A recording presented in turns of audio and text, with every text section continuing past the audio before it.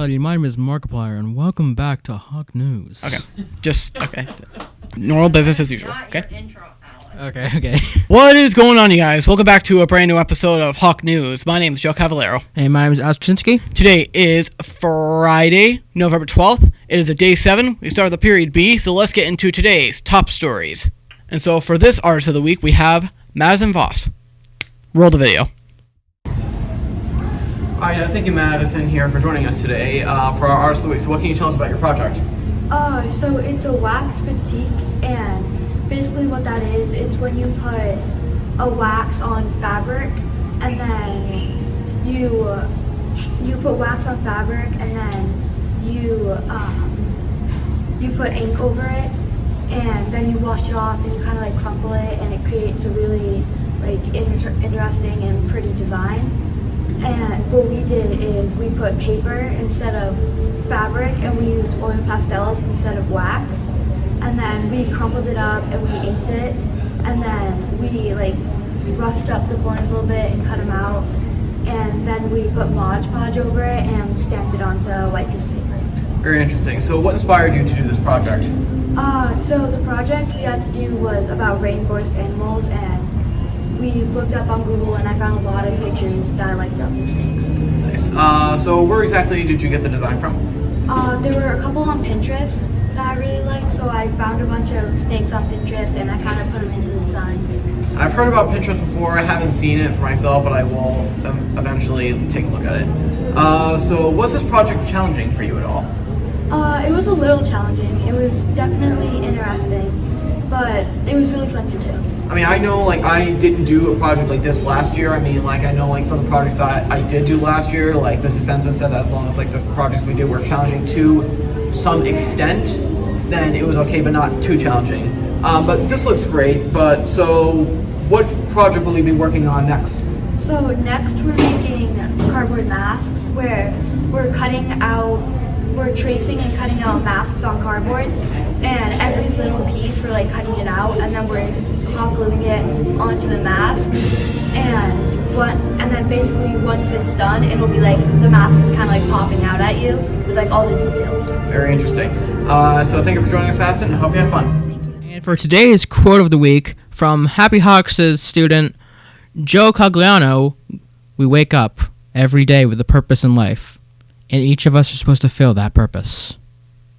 And here's an update on the Man in the Mirror project with Mr. Costa. Well, thank you for the introduction.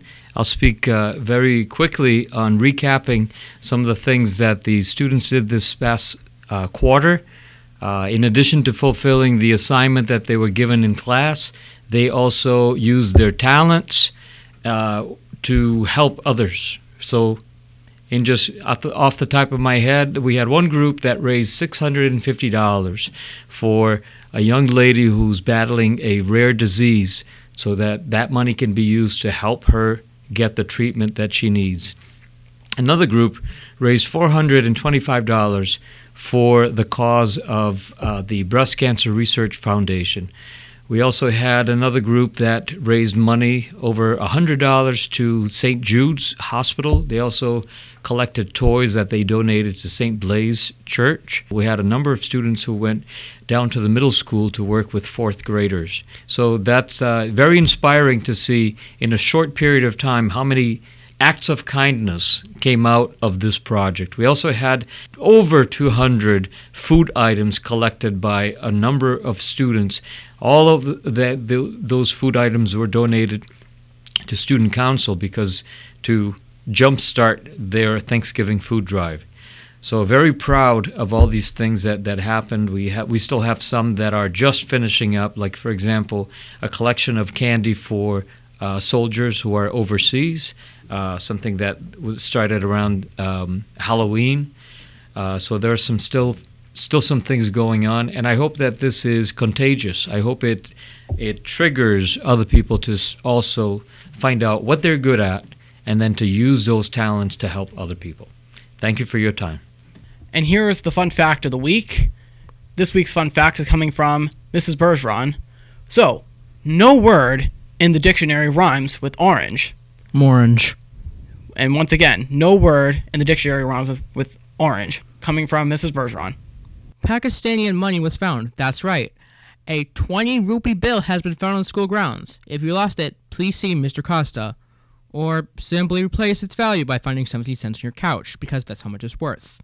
If it's of sentimental value to you, please see Mr. Costa. And now a message from BHS SAD with Alana Doyle. Hi, I'm Alana Doyle, and I'm in 8th grade.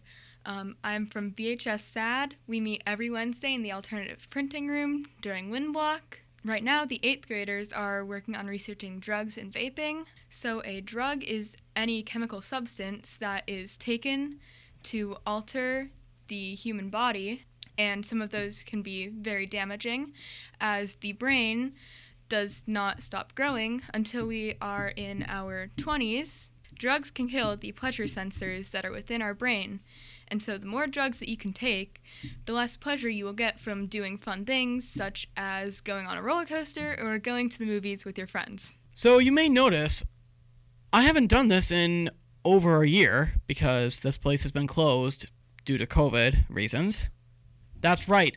Today, Edaville Family Theme Park is finally opening for the, I guess, last half of the 2021 season, I guess you could count it, for their Christmas Festival of Lights. Tickets to the park are $40. Think of all the cool selfies you could take with your friends over there. And once again, they're opening today. Finally, in almost 2 years, they are opening. Next up, sports. The best segment of all time with Joe Cavallero and Aiden Doyle. Aiden, anything on Unified Basketball? Attention Unified Basketball, players, Coach Carey, other staff. We have a jamboree on the 17th. We hope it's in Bellingham. It is in Bellingham. I don't really know what a jamboree is because this is my first one. So basically what the jamboree is, it's basically since we've had a winning season, whenever we have a winning season, we do it. It's basically, you know how like most of the normal sports teams do playoffs? Mm-hmm. Well, this is sort of like a playoff, but this is a tournament. We play against 3 different teams for 30 minutes. What the teams are that we're playing against is still unknown. Yeah. And if we win all 3 games, then we will be the champions. Well, not fully. We're almost the champions because it's this season so far. We had our last game just this past Monday against Holliston. We destroyed them 73-52 was the score. We won. We've had a really great season this year. It's definitely improved over last year and year before because we've had basically a 5-1 season because we won every game with the exception of one loss when we lost against Medway. Mm-hmm. And so, like Aiden announced, we will be having our jamboree next Wednesday on the November 17th. And all sports teams, we did have awards night just this past Wednesday. It was really great. Anything else, Aiden? So for those of you who don't know who went to this past Monday's Unified Basketball game at Holliston, you may have heard that I scored a 3-pointer, so congrats to me. And that'll be all for sports. Thank you guys so much for watching Hawk News. It's been Joe Cavallero. Hey, my name is Josh Kinski. Have a great Friday, everyone. We have 2 half days next week, and so we'll see you all next week. See ya. Go Hawks.